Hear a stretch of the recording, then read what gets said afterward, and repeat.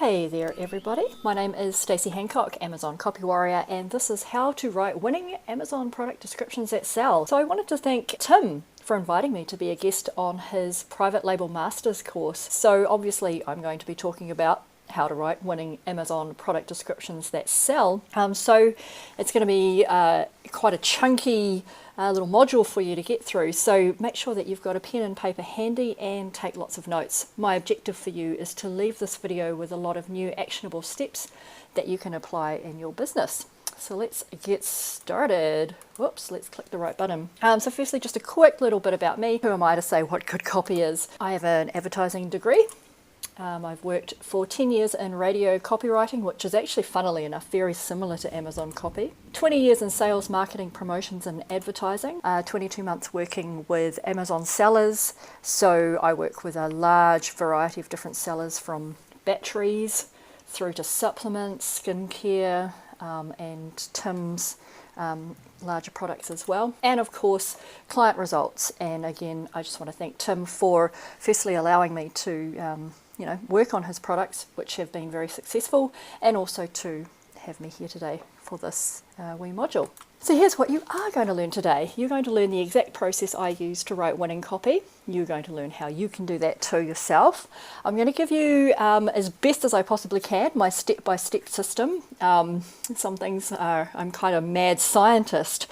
It all kind of sits up in my head, but I've managed to pop that out into a step-by-step system for you, and hopefully that you'll be able to follow that. And of course, we've got some chunky little bonus tips in there and some boss level private label tips. So the process that I typically go through in order to write winning copy is, first of all, knowing the product. And I'll take you through these obviously in depth. Know the product. Then from there we write a click-worthy title. Obviously if people don't click, then they don't see a listing. If they don't see a listing, then you don't have a sales opportunity. Then we're going to map your bullets. After that, we're going to expand on the bullets, and you'll see why that's important. Then we're going to work on this first 200 characters of your description, and you'll see why that is just absolutely crucial. And then we're going to write your description, and then we're going to edit everything, and then we're going to upload, and you will have an amazing listing. Step one, know your product. Now I know it seems pretty self-explanatory. Yeah, I know what my product is. It does this and it does that. But we want to look at knowing your product on a deeper level, and specifically we want to look at knowing it on the level that the customer wants to know it on. Okay. So we're going to start this process by knowing our keywords intimately. So many of you will be doing your own keyword research, and many of you will hire somebody else to do that keyword research. So obviously you understand that we want high volume keywords in order to get all that traffic to our listing. And that's pretty self-explanatory. You're looking for those top keywords within any given research tool. But I want you to think about your keywords in a different way when it comes to copywriting. Specifically, what keyword is most likely going to get you the conversion? So today I'm going to walk you through an example. And this is a fictional product. We're going to sell a toaster. This is a fictional state-of-the-art digital toaster that does all the thinking for you. And it's a 4-slice toaster. It's red, so it's a red chrome toaster. You will have seen these all over the internet, and it toasts to perfection.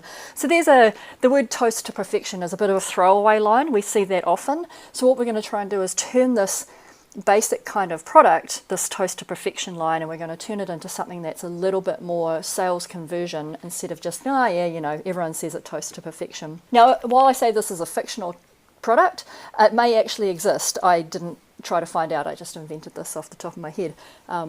So go ahead and, private label this toaster if you want. I think it's actually quite a good idea. So when I say that it does all the thinking for you, it toasts all thicknesses of bread, and you can toast different thicknesses all at once. So you could put a thin slice in one of the holes, you could put a bagel in the other hole, and both of those pieces are going to toast perfectly. So we really are talking about a state-of-the-art toaster here. And then the other thing it does is that it browns evenly all over. So you know how some toasters, they have, you've got the what do you call them, the elements in the middle of the toaster, and you might just get this toasting kind of up the middle, and then nothing around the side, or it might get really burnt in the middle and it's kind of just golden around the edges. This toaster is absolutely perfect and evenly toasting from start to finish, and I'm going to show you right at the very end of this session why that one fact is so important when it comes to images. Right, okay, so when we're doing our keyword research for our toaster, we must know who we are as a toaster, but we also must know who our customer wants us to be as a toaster. So for example, if I've got a 2-slice toaster, I cannot be that customer's 4-slice toaster. If somebody has searched 4-slice toaster, all of the best sales copy in the world is not going to make them choose a 2-slice toaster instead of a 4-slice. And the reason for that is because why is that shopper typing that particular set of keywords in? And so that person might be typing in 4-slice toaster because they've got a family of 8. So there's no way your 2-slice toaster is going to cut it, right? Equally, you know, we've got the state-of-the-art toaster that we're selling here. So we can go, oh, wow, cheap toaster is like a really high volume keyword. We should really stuff that into our listing. Well, no matter how hard you try, you're not going to convince anybody that your state-of-the-art toaster is cheap. And, you know, if it's selling for, let's say, $300, then you're definitely not going to be able to convince someone of that. So, like I said, when you're doing your keyword research, you want those high volume keywords, of course, but you must know who you are. You're not a toaster oven. You're not you know, those little blow torches that you make creme brulee, you know, do all those sugar glazing on top. You're not a blowtorch, you're not a toaster oven. You're a toaster, but what else are you? So let's have a look. So you want to gather all your search relevant terms. So all of your relevant broad terms, like I just said, you're a toaster, you're not a toaster oven.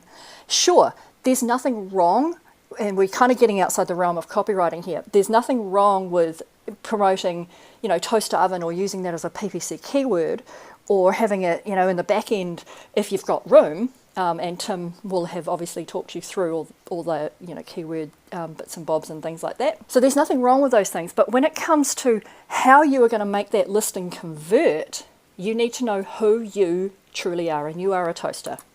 Well, you're probably not, but for the sake of this example, you are a toaster. Okay, then we want our relevant literal terms. So we're a red toaster, we are a digital toaster, we are also a chrome toaster. Even though we're red and chrome, we can still just get away with calling ourselves a chrome toaster. We are a 4-slice toaster. We are not a 2-slice toaster. Yes, you can put 2-slice toaster in your back-end keywords if you like, but for goodness sakes, do not try and convince your 4-slice searching customer. You cannot convince them that your 2-slice toaster is going to solve their problem, right? So who are you? Your most specific terms. So we are a 4-slice toaster red, and I got this out of Merchant Words keyword data. There was a actual, you know, key phrase up there, 4-slice toaster red, long tail. We are also a digital toaster red. So now we're really dialing right into what are all those highly specific things that people are searching for. So when somebody types 4-slice toaster red, so long as we know, oh, I'm one of those, I'm a 4-slice toaster and I'm red, so long as you recognize that and that comes across in your copy and in your title, and your copy is so incredibly well written for conversions, you are going to get those sales. Absolutely, hands down. But if you still think you're a 2-slice toaster and you're a cheap toaster, you're just not going to convert off those. So understand who you are so that you can meet your customer where they are searching. Okay. Do not include, you guys probably know this, do not include your competitors' terms. For a start, it's a waste of keywords. And secondly, you know, let's take a big brand name like Bosch, a Bosch toaster.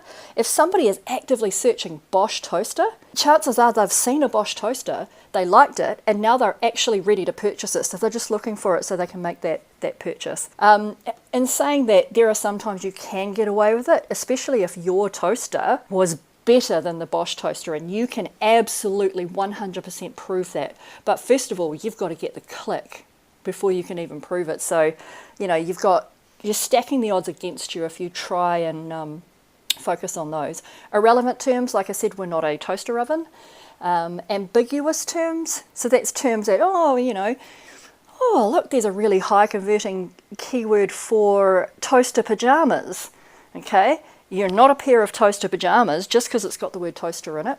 Doesn't make any difference. So no ambiguous terms, because the thing is, if you go and try and target ambiguous terms, you're going to get a ton of clicks and no sales, and Amazon is going to hurt you for that. You will be penalized in terms of dropping in ranking, because it will see that you're getting all these clicks but not the sales, and Amazon only cares about the fact that you're converting off whatever people are clicking. Okay, and don't include superlatives. So that's things like best, top, number one.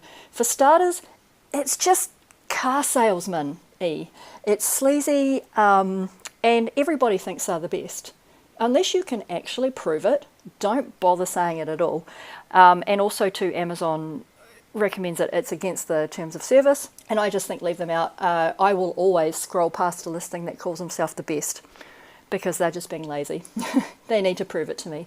So what is your product at its barest, most specific search term level? And we are going to use this information, and I know keyword research is not quite part of copywriting, but it is part of sales conversions, and you need to make sure that you are talking to someone who is searching for a 4-slice digital toaster, and that you're not confusing them, you're not making them think you're something else, and that you're not missing out key things that we need to tell them as well. Hopefully that makes sense. All right, the next thing we're going to do is we need to know our market, right? So we know who we are, and we know who we are in relation to what people are searching for. Now we need to know, well, what benefits are they searching for? So yeah, cool, I've got this state-of-the-art digital toaster, and I can talk about the technological advances and all of this cool stuff we did, and we made it, it's the same design that NASA uses. We could talk about all of that crap. But what I really want to know is, how well does it toast my bread? And I don't care how well it toasts your bread or how well it toasts my kids' bread. How well does it toast my bread? Because I'm going to sit down at breakfast time and I get 2 pieces of toast a day, and those pieces of toast better satisfy me and send me off into the world feeling fantastic, okay? So how well does it toast my bread? It may seem logical, but you'd be surprised how often sellers forget these most fundamental benefits. So we're going to do a little spy work to find the benefits. What you're going to find in this research, and this is the information that is going to go into your listing. So what we often do as sellers is we tend to get all the manufacturer's details and, look at all this massive list of features and what are the benefits of those features. Half of those customers don't even give a shit about. Excuse my language. So what we want to know is, what do the customers care about? Those are the only benefits that need to go in your listing, apart from a few extras. So there's some things that we can also put in there, but whatever the customers are talking about, that's what they want to buy. So that's what we're going to research on. So the 3 things we're going to look at is so you're going to go into, let me backtrack a second. If you have reviews and questions on a listing and you're just upgrading your listing, then you will research your own listing as well as your competitors, okay? If you don't, if this is a whole new listing, you will go and research the competitors. Now, when you are researching your competitors, you must only research those who are relevant to you. So that means you are looking for people with 4-slice toasters that are digital, and especially if somebody is claiming that it's the most perfect toast every single time, no matter the thickness, that is your absolute direct competitor, okay? For this example, we're not going to research anyone who has a blue toaster, or anyone with a 2-slice toaster, or just someone that's got 6 toast settings or anything like that, because it's not completely relevant. We can look at their listings, especially if they've got, 4,000 reviews or something, because there's obviously something they're doing right, but you've got to be very discerning. You might discover, okay, the price is like $30 and my toast is $300. No wonder they're selling so many, right? So these are all these things that you've got to look at. So the first thing you're going to look at is, what is the most frequent customer questions? And I want you to write those down because you will address them in your listing. So let's take our toaster example. Let's say across our competitors, we see 10 questions and people have said, how big is it? Well, what we want to do in our listing is we want to make sure that we're telling people how big our toaster is, because obviously they're missing that out. Now, you might think, oh, well, that's, who cares? Well, I'll tell you who cares. You will care, because if you don't answer their question in your listing and they have to go and type the question and then it's 2 days before you answer it, it's too late. They've already gone and searched for another toaster. It's very rare that somebody's going to ask a question and then wait around for you to give them the answer. If you don't have that answer in there within an hour, if that, you've lost them. So we need to make sure that we've answered all of those unanswered questions within our own listing, within reason. If one person out of 100 has asked, does it have little rubber stoppers on the bottom? Don't bother. That's 1 in 100, and there are probably more frequent questions that you can answer. The next thing you're going to do is you're going to go to the reviews section, and you're going to look at the most frequent complaints. That's the 1-star reviews. And you're going to see, does your product overcome that particular complaint they have? And can you prove it? That is more important. Please do not write in your listings, hey, we do this. You need to prove how you do it so that you can convince me, oh yeah, okay, no, that makes sense. I better buy that. The other thing you're looking for in these 1-star reviews is weaknesses in your own product. So your product might have the same complaint come up in your reviews. There is a way in copywriting that you can turn a negative into a positive. We're not going to go into that in this because we're talking into some kind of advanced copywriting technique here. But just for now, just get a real good handle on what people are actually talking about with regards to your product category. The biggest thing you're going to look at is the most frequent benefit comments. And does your product do that too? So if you've got, let's say you've read 300 reviews, and 100 of them all talk about, their toast and it was perfect and oh my God, and it tasted so much better with my jam and things like that, then there you go. You know that the most common thing that people want out of their toaster, they don't care how technologically advanced it is, they just care about, did it toast my toast properly and can you prove it? Okay, so I'm going to show you an example of a different product and also the spreadsheet system that I use when I do this market intel. So I do this for every single client that comes across my path. So I have gone and looked at 317 reviews. Actually, not 317 reviews. So some reviewers, they'll actually put, maybe 3 or 4 benefits within one review that they've written. So what we've got there is 317 benefit points that I've pulled out. And it was probably about 100 reviews across the board that I ended up reading. So this is for a moisturizer. Here's my 3 competitors here, F, L, and C. Obviously we're keeping these anonymous. So the most talked about benefit on this particular, across, when I totaled them up across the 3, was that it was non-greasy, right? And that they could wear it under makeup, it was light, they could wear it as a primer, it wasn't heavy, and there was no residue.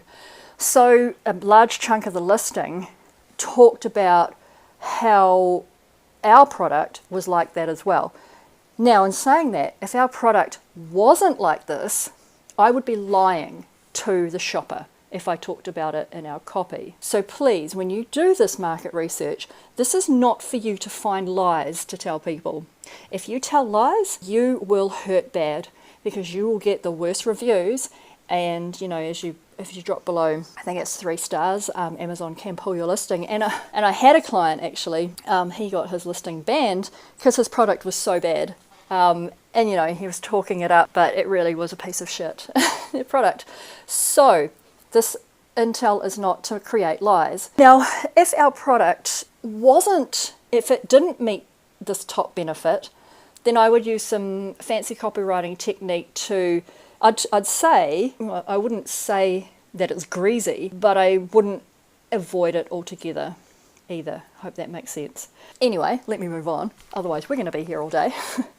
Right, so out of that particular product, these are all the different benefit categories that came up. So feel, smell, performance, absorption, the type of skin it was for, whether it was natural or organic, was it for dry skin, hydrating, smoothing, consistency, sensitive skin.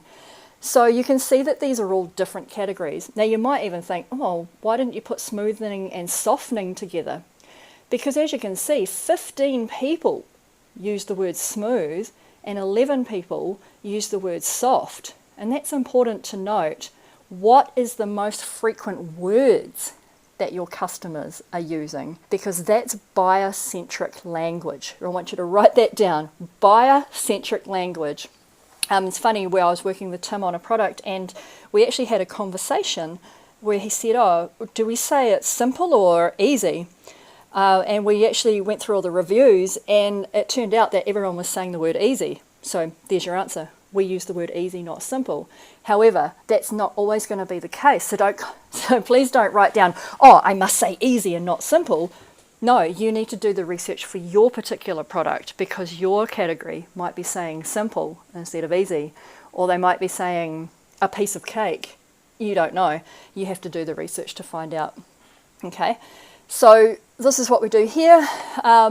And it's a really easy spreadsheet to make up. As you can see, this is just the benefits down the side here, and then we've got the competitors. And you can do as many competitors as you like. If you want to spend an entire day looking at 1,000 reviews, go for it. The more the better.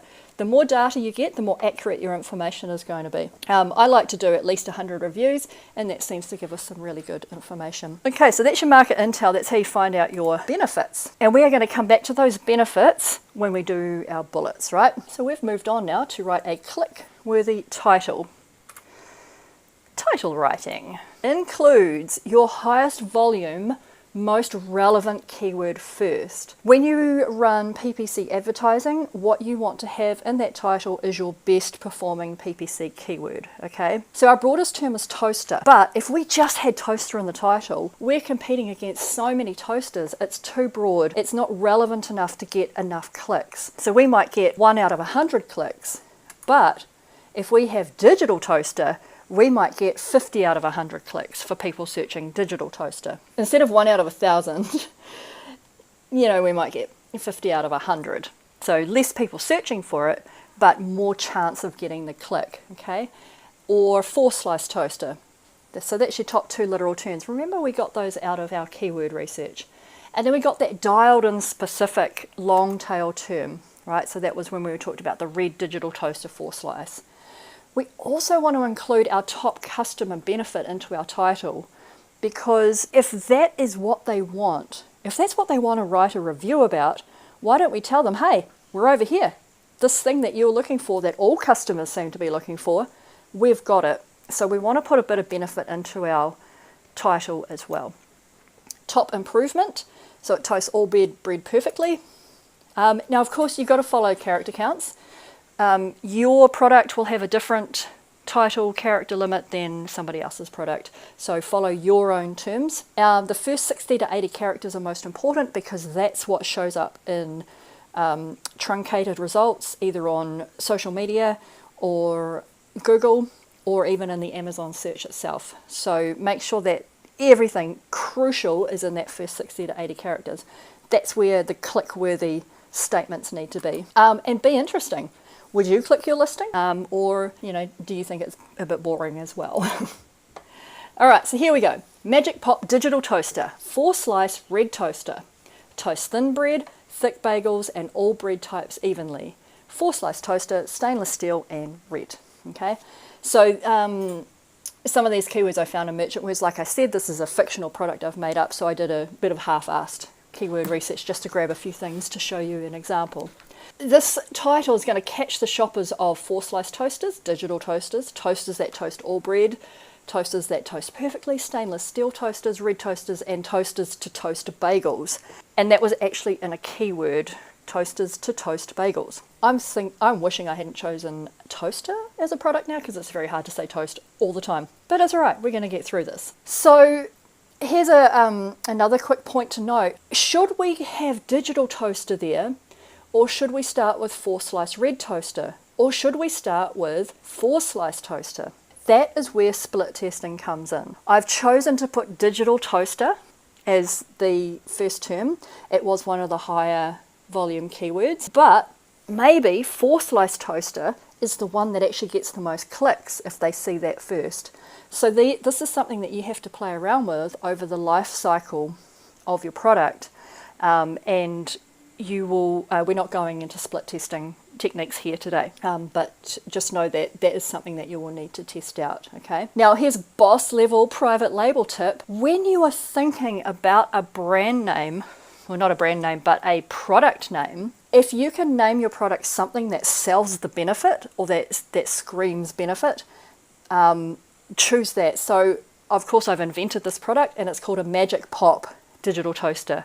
Magic Pop. It's like magic. We're like, oh, why is that magic? And it's a pop-up toaster. So, you know, you guys might be a bit more creative out there actually and come up with something better. Whatever your USP is for your product, if you can get that into your product name and call it that, then you are, you've gone next level, which is awesome. And it also saves you on copywriting because, you know, the best, a lot of people think that you've got to use a lot of words. You know, if you can sell something in 5 words, well, the fact is you've sold something in 5 words. You know, why do you need any more words if you've sold it, right? So that's our title. The next thing we're going to do is we're going to map out our bullets. All right, why do we map them first? One word, organisation. We're just going to keep ourselves nice and organised and in a kind of a, I don't know, I was going to say something else to that, but I don't have anything else to say. Right. So it keeps us focused on our research and not our biases. So when we just map out those benefits that we found in our research, it just keeps us focused. So what I do personally when I write these listings is I go immediately from that market intel research and I go straight to my bullets and I just map out the top 5. So I'm not even thinking about, oh, what did that client tell me about his product? Not yet. I'm not thinking about that yet. All I'm focused on is what are the top benefits that the customers were talking about. It forces us to deliver a good elevator pitch. Like I just said, if you can sell something in 5 words, cool, you just sold something in 5 words.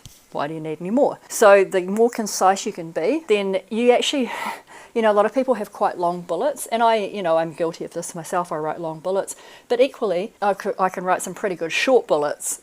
So this forces you to keep your bullets nice and short. It keeps you nice and focused, should I say. It creates a benefit skeleton so that when you can play around with different copywriting techniques, and if you break something, if you start to read that bullet and you're like, oh my goodness, I don't even know where I've gone with this, just delete it and just go straight back to your bullet map, and then you've got a clean slate to work with again. And it's how we can kind of cram in lots of information without it sounding silly. So if your bullet map sounds silly, then the finished product will as well.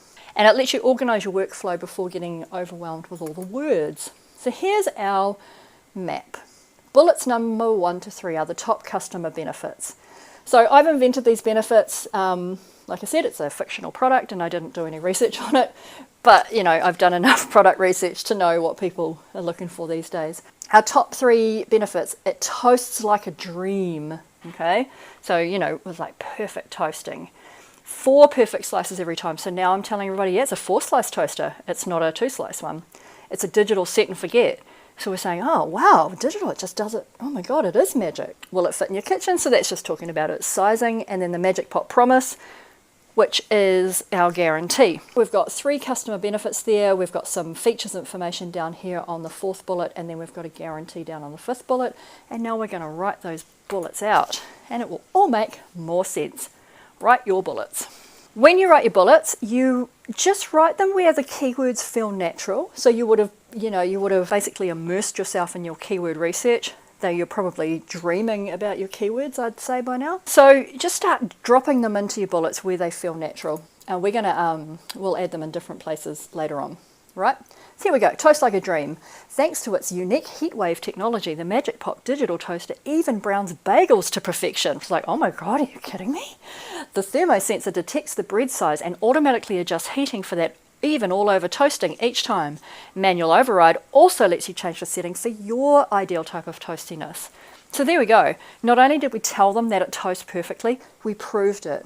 Because it's got unique heatwave technology. It's got a thermosensor, detects the bread size, automatically adjusts. I've literally told you how this toaster actually works, right? So it's not just a benefit, it's the proof of the benefit as well. Just something to note, this heatwave technology is just a random word that I invented.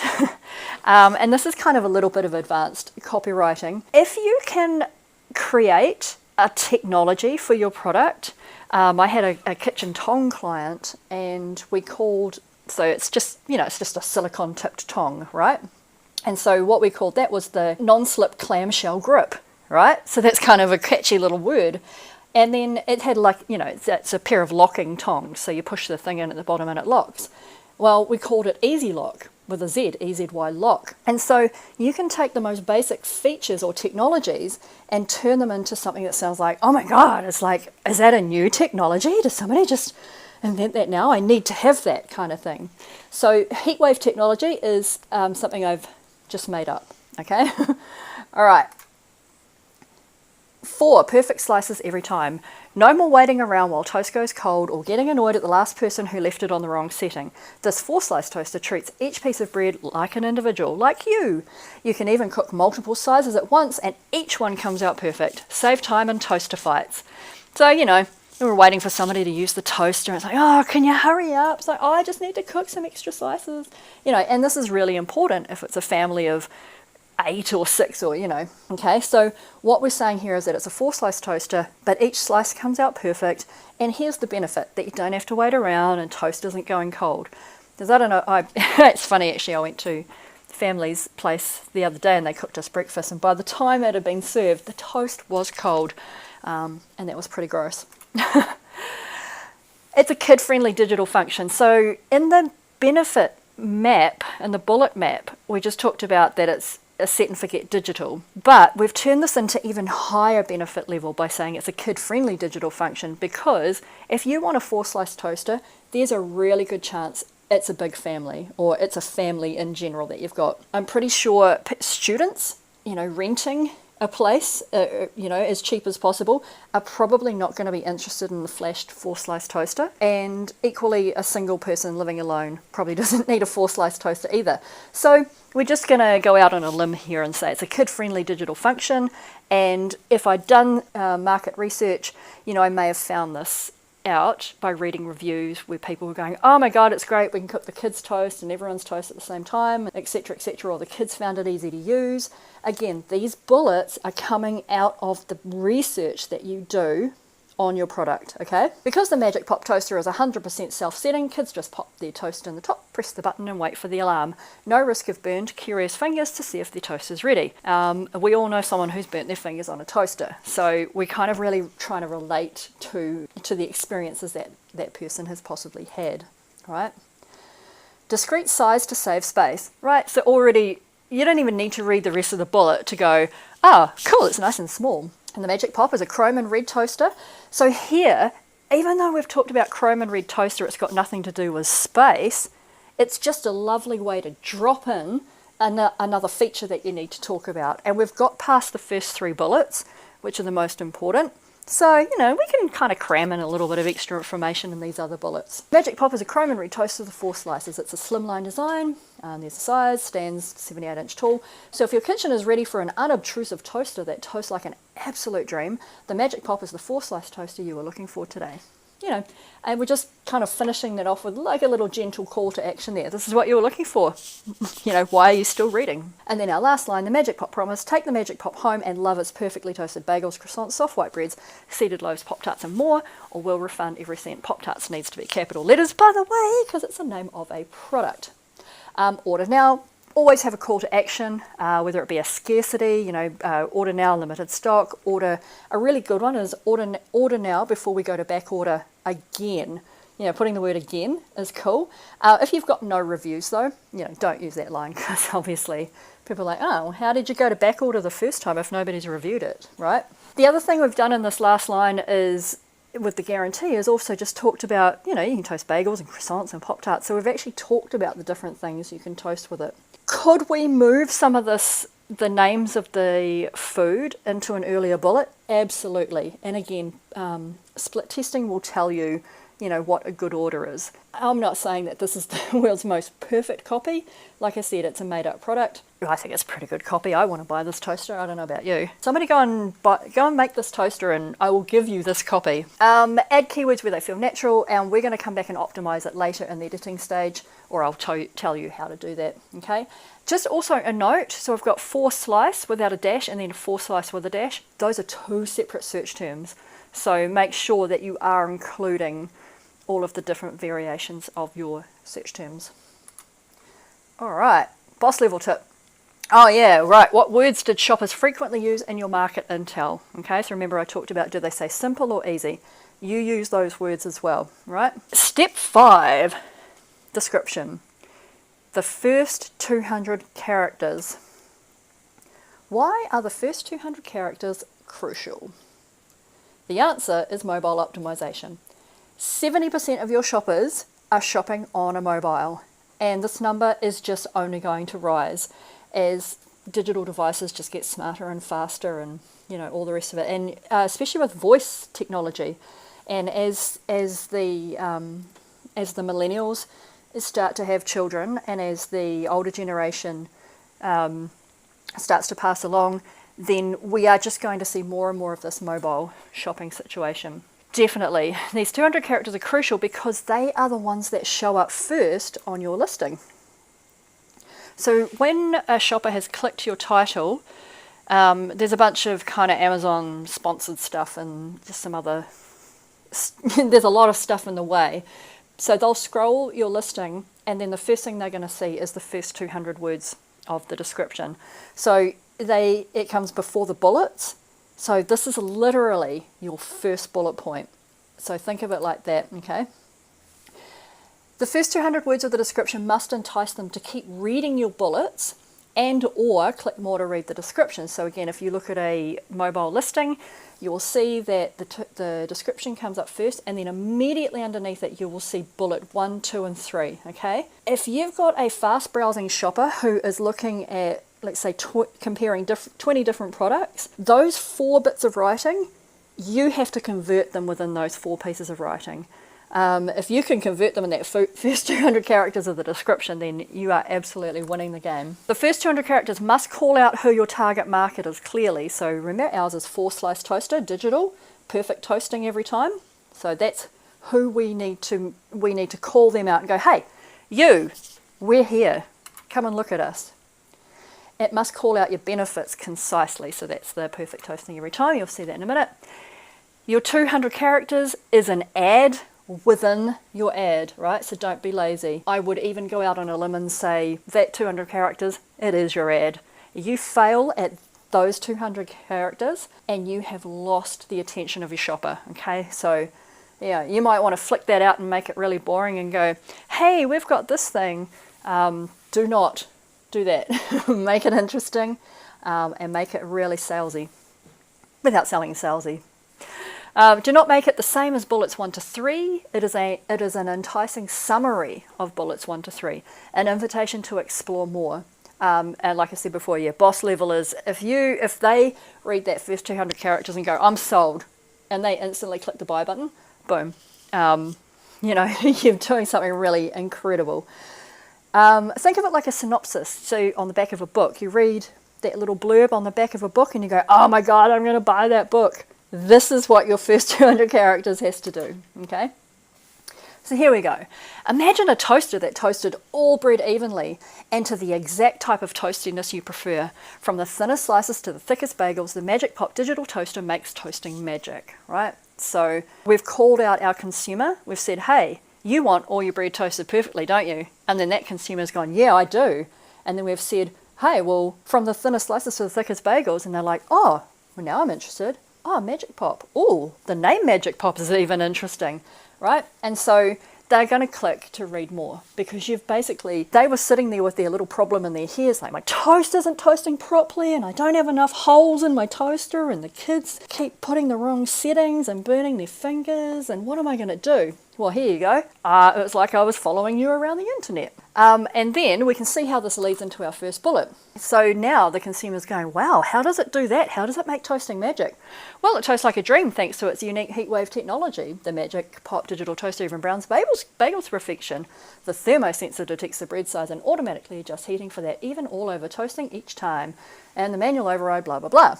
When that person has read that 200 character description, they're sitting there going, wow, how do you do that? It was like, oh, well, let me tell you in the first bullet, right? So everything has this lovely flow to it.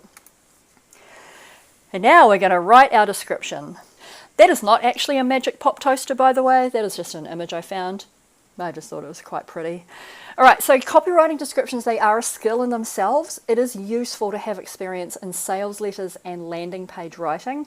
Of course, not everybody has, got that training in that, but if you do, then please draw on that skill as you write your descriptions. And just a note, we're not covering enhanced brand content here, okay? Common mistakes. So the common mistake number one people do is they copy and paste their bullets into the description. So let's say I read your entire listing. Why do I want to read the same information twice? Do you think I'm silly? All right.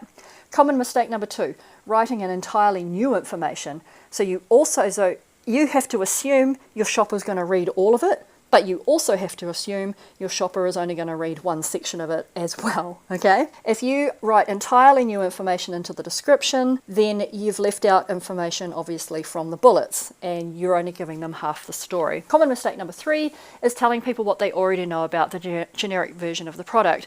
So, for example, in the supplement industry, people talk about let's say Garcinia, will help you lose weight. Well, yeah, I know. That's why I've searched Garcinia in Amazon, because I want to lose weight. What you need to be doing is you need to be telling people why your Garcinia is the best. So please don't share facts that are common unless you have a way of tying it into why your product is so amazing, right? So the goal is to transform your bullets into an interesting piece of writing that shoppers resonate with, something that actually sells the product. You can use stories, fun facts, reveals, busts of myths. You can do a walkthrough, where our ingredients were sourced from the farthest reaches of the moon, where we hired the most primitive alien technologies and the aliens themselves to dig up our moon rock that goes into this special skincare formula. So that's what a walkthrough is. You would write that in a way better way. And it must be a direct flow from your first 200 characters. So, like I said, with the bullets, they flow directly from the first 200. And then obviously your description is going to flow directly from the first 200. So again, you're answering the question that now the shopper has. It's like, wow, how does it do that amazing thing that you've enticed me to read? So here we go. There's our title up there. And then our first 200 words. Imagine a toaster that toasted all bread evenly and to the exact type of toastiness you prefer. From the thinnest slices to the thickest bagels, the Magic Pop digital toaster makes toasting magic. Wow, how? Okay. The 4-slice toaster with heatwave technology and precision sensors toast bread, bagels and Pop-Tarts like a breakfast pro. Unlike most toasters, which fail to give an all-over bread tan, not to mention the limited capacity to cook different sizes at once, this toaster makes light work, or dark, of everyone's breakfast. Take, for example, the state-of-the-art heatwave technology. It was engineered with the perfect all-over toastiness in mind. Because we studied the thermodynamics of browning thin slices and thicker slices like Pop-Tarts or bagels, we were able to develop a revolutionary auto-toasting technology and combine it with precision size detectors. Oh, doesn't that sound flash? This creates the perfect distribution of crispiness and inside softness, regardless of bread size, and naturally makes it a safer option for kids. No more burned fingers trying to see if their toast is ready. But of course, you have your own extreme toast preferences. From nearly burned to barely heated, we did our homework there too. Like most people, you'll appreciate being able to toast your toast the way you like it. So as you can see, it has an easy one-press override. Simply choose your brown and the thermosensor will detect the size to give you the toast you asked for. And because you like things to fit neatly in your kitchen, you'll love that this is the slimmest 4-slice toaster on the market. Please don't make claims like that unless it is actually true. Now, I don't know if this toaster of 120 inches, don't think I was meant to put the word inches there, might have been centimeters. Regardless, it does not matter. But, if you're going to make a claim like that, make sure that it actually is the slimmest or the biggest or the firmest or whatever, okay? Forget wasting the most important meal of the day on disappointing toasters that leave your taste buds unsatisfied. Invest in the Magic Pop digital toaster and enjoy perfectly toasted bread for years to come. Order now. So there we go, we've got a call to action. And that's your description. Now, I can't teach you how to I can't teach you copywriting. I can teach you the process of how to build this listing. But when it comes to, what to write, just have a crack at it. Just kind of go, okay, well, if I was to tell a story to somebody, what would I write? And, just see what you come up with. You might find, and a lot of people actually find, I'm not very good at writing. They go and write something and then they end up actually converting quite well. So, have a go at it and, but mostly have fun with it and try and connect with that target audience. So you've done your reviews research, you know the language patterns they use, you know the things they're saying. You could even take someone might write in a review, my butter tasted amazing on this. So you could write a sentence in your listing that says, even butter tastes amazing on top of toast. That's a really bad line, but you get my drift, right? So you can find lines to use from people's reviews. Try not to copy them word for word, because your competitor, might come along and say, hey, you pinched my line from my review. You want to keep things nice and unique for yourself. Cool, so that is our description. What are we going to do next? We're going to edit it, right? That description was already edited, but here is how to edit like a boss. It's no longer just spelling and grammar. To be a conversion crushing piece, it must be readable, okay? Don't just read it in your head, voice it out. So I just voiced that out to you. Hand it to somebody else to read. Does it make sense to them? Or have you written some sentences that are a little bit garbled and they're kind of like, oh, I'm not quite sure what you're trying to say here. And be willing to listen to them, because even myself as a professional copywriter, I will even read some stuff back, the next day and go, oh my goodness, what was I saying? And I have to pull it apart and rewrite it. You want to have a readability score of around 6.0. You can go up to about a 7. It doesn't really matter too much. What a readability score is it's based on the US education system. So what grade people are reading at. And if you are writing at around a grade 6.0, then your writing is quite comprehensible. Studies have shown that it can actually increase conversions if the readability is nice and simple. Simple without acting like everybody's dumb, right? So that's what we're looking for. So the website you can go to check all your writing in is hemingwayapp.com. I'll show you a screenshot of that in a minute. How does your listing look on the page? Line breaks, bold, or is it just going to all run on? And you will also be able to check this once you've pasted it into Amazon. Check that all your keywords are included. The tool I use is helium10.com/scribbles. So Scribbles is a listing optimizer. I won't give you the ins and outs in there, but you can go to Helium 10 and check out that software. It's pretty remarkable, actually. I'm not sure what Tim has to say about it, but I love it. It's got lots of fun features in there for Amazon sellers. Add your leftover keywords to your back-end table. So what Scribbles can help you do is you basically paste all of your keywords into the screen, and then you paste your listing into the other side of the screen. What it will do is it will just show you how many keywords you've used, and it'll just show you what's left over. If you've got 250 left over, great, just bang them into the back end. That's usually what I do. Yeah, so that's what I mean by add leftover keywords to back end table. Double check the major long tail key phrases. So just double check everything. Just make sure you've got all of your high volume relevant keywords in your title. Oh, have I actually got that down there? Yes, there we go. Highest volume plus relevant in title, and high volume plus relevant in bullets. Try to avoid keyword stuffing. So, you see some listings and it's just a bunch of keywords in a row, but it doesn't really highlight or push the benefit or the proof or those things that people are really truly looking for. So think about conversions. Try and get as many of those keywords in as you possibly can, but be strategic about it. And then we're going to convert it to HTML. I won't show you that. You will probably have a VA who can do that for you. But there is a website you can do it on. I didn't write it on here. Write this down, wordhtml.com. So wordhtml.com. wordhtml.com. And you can paste your listing into the editor and then convert it into HTML code.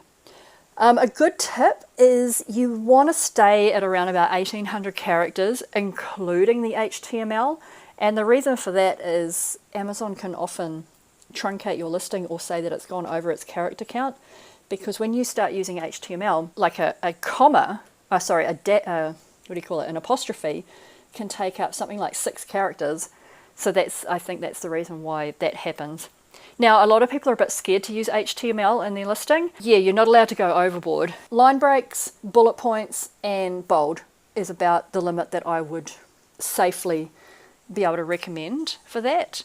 But of course, they do say it is against terms of service, so you take your own risk when you do that. I've never had a single listing yet be denied due to the HTML, but I can guarantee that if you go too overboard, that you might get pinged for it. And this is just a screenshot of what it looks like in the Hemingway app. So my description, it came out with a readability of 9.0, which is a little bit high. And I would go back and edit this and just make sure that it kind of comes down. I'd try to get it down to maybe a 7.5, just a bit lower than a 9 anyway. And you can see here the app has highlighted this. This is red. It's basically saying your sentence is way too long. You're going to lose people. And they've done that down here again. And then there were a few other things that they flagged as well. So, I just go in and tidy those up just to make it more readable and bring that score closer to a 9. All right, and then we're going to upload your work to Amazon and preview it both on your desktop and mobile. Does everything look okay? Things to check: HTML, make sure it is actually all working and that you don't see any funny little codes coming up. Double check your Q&A and reviews section. If they actually show up in bold, then your last bold tag hasn't been closed off properly on your HTML. We'll look at the next bullet to explain why. As I said, if your character count goes over the limit, Amazon might truncate it, and the thing they truncate might be actually the close off tag. So let's say I have like a closing sentence and it says order now, and then after order now there's just like a couple of characters of code. Amazon may have just actually chopped off the characters of code, and so if you don't close, this is getting a bit technical, I know, if you don't close code off properly, then it applies it, actually, and it's funny, it applies it to the rest of the Amazon page, the reviews section and the Q&A section. It's very interesting. So if you do have bold Q&A and bold reviews, just double check and see what has been pasted into your description. And you just need to edit a couple of words out and just get that down to the right word count. How do your bullets and description look on the finished version? So you want to look for any rogue words that are, on a line of their own. So you might say, this is the best device ever, and that might be the last sentence, but the word ever, kind of drop down onto the next line. So you might just want to edit those bullets just to bring that word ever back into alignment with the line before it, so that it's just not kind of sitting out on its own. You want everything to be all nice and readable, so when someone looks at your listing, it's like, this feels nice to look at, okay? So copywriting isn't just about the words on the page, it's also about how things actually feel and look when somebody looks at it. Make it pleasing on the eye. Mobile view. Does the 200 character description preview flow nicely to those bullets? So we talked about those. And images. Ensure each image supports your listing's USPs. And I will show you something right now actually. A picture paints 1,000 words. I had fun playing with this little animation. Okay, so what I want you to note here, again, this is not a Magic Pop toaster, this is an Oster toaster. I don't see any digital technology on there, so again, if you've got some technological skills out there, go ahead and manufacture this toaster that I've described. But what I want to point out is this image. I want you to look actually at the toast slices. Look at how evenly toasted they are, right? Now I went onto Google Images and this was the only one that I found that showed actually that you can actually see that final slice of bread right at the back is a bit dark. Looks like it's actually going progressively darker. For our Magic Slice toaster, what I would like to see is I'd like to see a thin slice in the front, I'd like to see a bagel in the back, and I'd like to see a Pop-Tart in there, but I'd like to see them all the exact same golden brown, the exact same toastiness, and evenly across all toast, right?